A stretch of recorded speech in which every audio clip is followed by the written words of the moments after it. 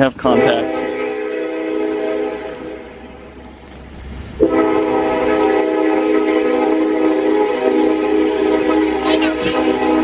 Not too bad. Yourself? Pretty good. What's going on with you? Just out taking some pictures. Okay, do you mind telling me? Actually, I'm kind of on a time schedule. Okay, I need to talk to you, so you need to stop and talk to me. Am I being detained? I want to stop and talk to you. I appreciate that. No. Yes, at the moment you are being detained. For what crime? I find out what's going on. For what crime? If you're looking in vehicles, I need to find out who you are. For what crime? What you're doing. What crime am I being detained for? I'm investigating. That's not a crime. What crime? Investigating. Ma'am, what Do you have crime? some ID with you? No, ma'am. What crime? What crime am I being suspected of? Right now, I don't know. Exactly. So there's But no if reason to you're looking detain. in vehicles and you're taking pictures and you're inside taking pictures of All legal activities, ma'am. what's that? They're all legal activities. Can I ask why? Let me talk to you for a minute. What's your first name? Tell me that. I'd rather not give that up. That's fine too. You're making everybody in there very uncomfortable. Well, and you were going in there taking pictures of them. I didn't go in there to take pictures of them. I went in there just to get pictures of the inside of the post office, and I grabbed a passport application while I was in there. Okay, why are you taking pictures of the inside of the post office? It's part of what I'm working on. Okay, is that? I'm working on it. Yeah, right now it is. I'm working on a story on the post office. It'll be online. I'm hoping in about a week, whoever picks it up. You can just Google Claremore Post Office and it'll come up. That's fair, but you're making everybody really uncomfortable, and now you're not wanting to talk to me. They're telling me you're looking in cars, so I'm going to find out what's going on. I have a reason to find out. They're going to tell you that so they can get you out here. That's great. I've never been looking in any cars. If you're good, then you can be on your way and do what you're doing. But I have a job to do. I understand that. It's not to give you a hard time. But I also have a job to do, and I have things to do. I don't have time to waste around here. I'm on my last pass, and then I'm out. I've already explained to them what I'm doing. Okay. You explained to who? 3 different people. Okay, who are the 3 people? I don't know who they are. I didn't have one name. One lady said her name was Trish. The officers insist that the citizen is making people uncomfortable, claiming that the post office staff found his actions suspicious. Despite his clear explanation that he is working on a story, the female officer continues demanding ID without articulating any crime. The man explains that filming in public and inside federal buildings is legal under DHS policy. Still, the officer insists on detaining him. This part highlights how discomfort or misunderstandings are often used as false justification for detaining innocent citizens. Central, who's your RPM?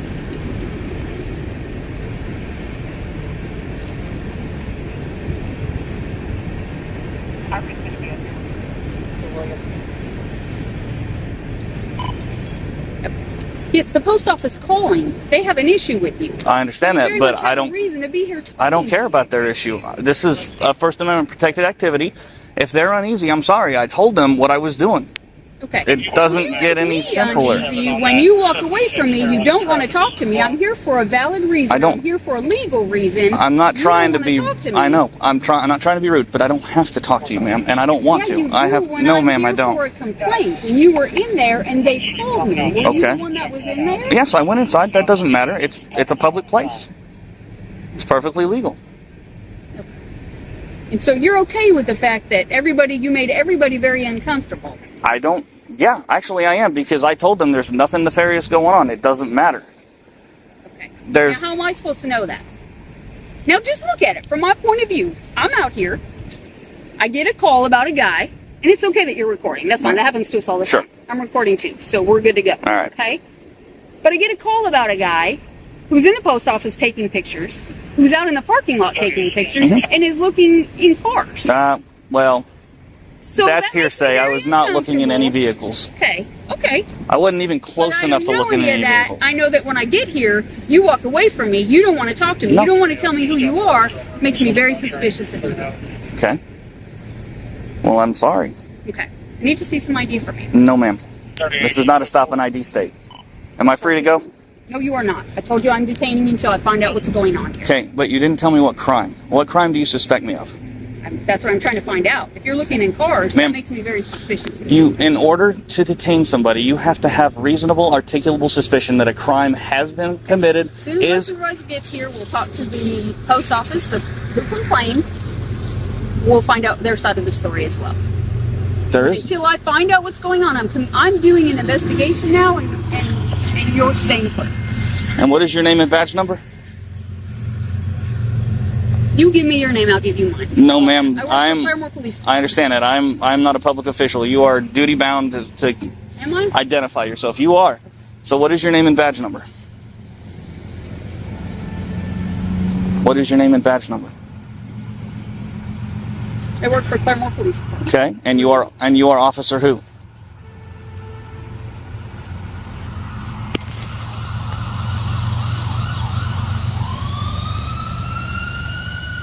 Tension grows as the man repeatedly asks for the officer's name and badge number, something she refuses to provide. Her refusal raises serious professionalism concerns, especially as she continues her unlawful detention.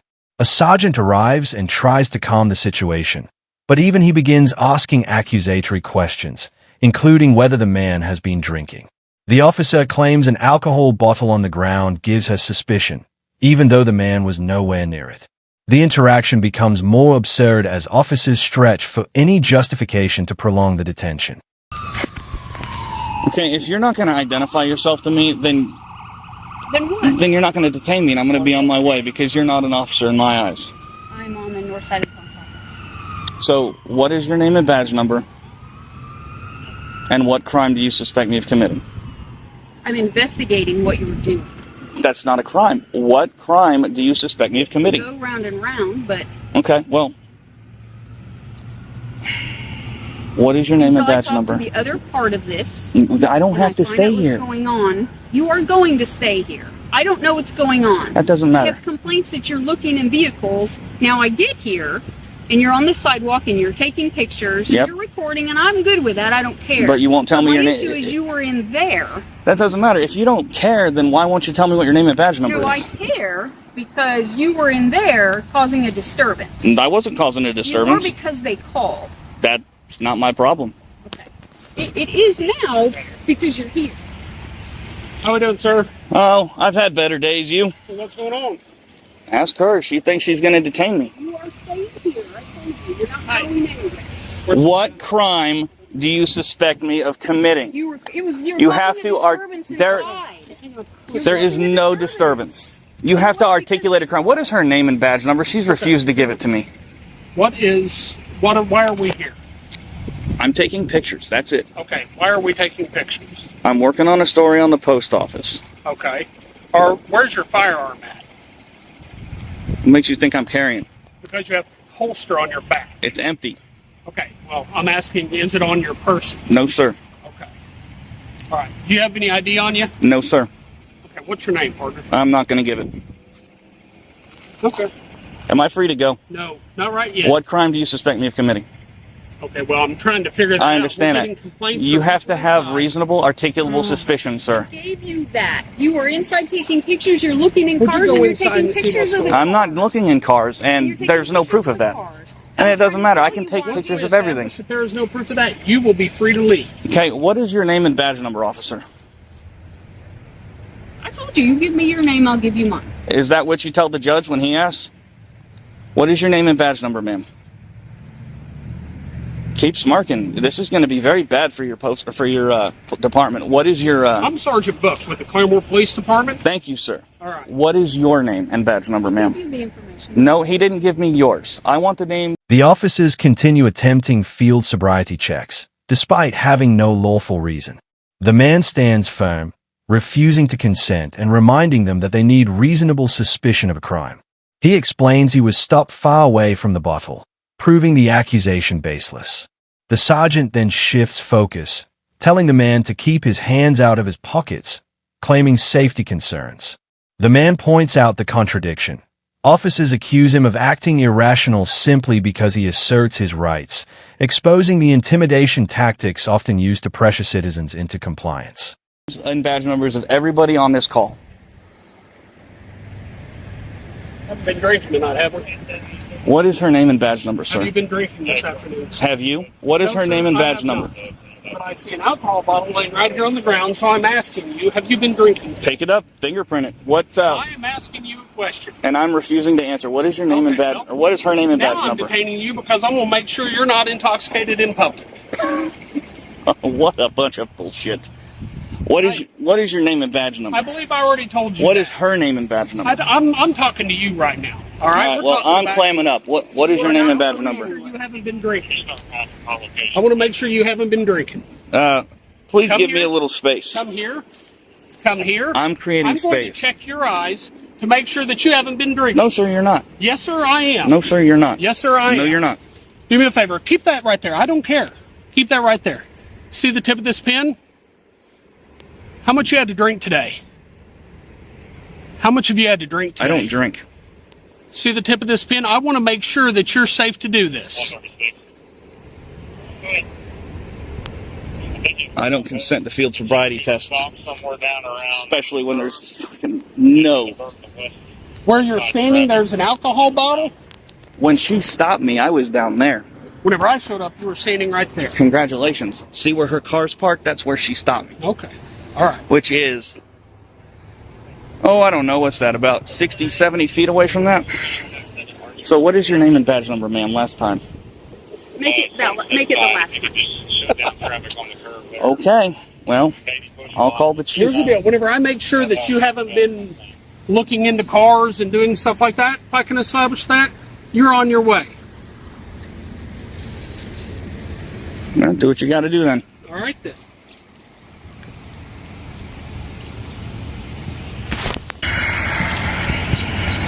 Do me a favor, sir. Don't put your hands in your pockets, okay?